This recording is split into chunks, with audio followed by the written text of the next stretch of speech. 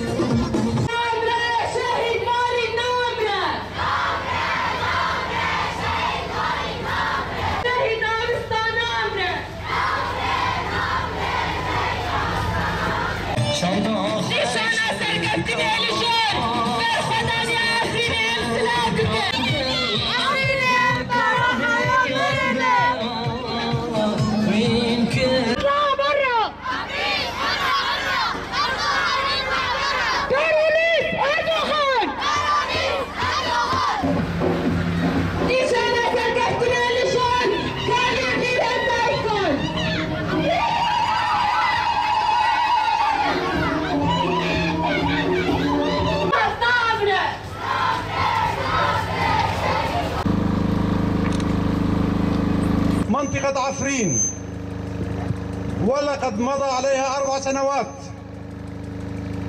لاحتلالها لهذه المنطقة، ومنذ ذلك اليوم تقوم بأعمال إجرامية ممنهجة بحق أهل عفرين، حيث قامت بالتغيير الديموغرافي، وهذه تصب في بوتقة جريمة حرب.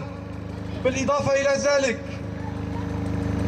قطعت بالآلاف من الأشجار، كما اعتقلت المئات والآلاف من الرجال والنساء والأطفال دون وجه حق، كما قام بتهجير سكان المنطقة، حيث تم إسكانهم في مخيمات في منطقة الشهبة وتل رفعت.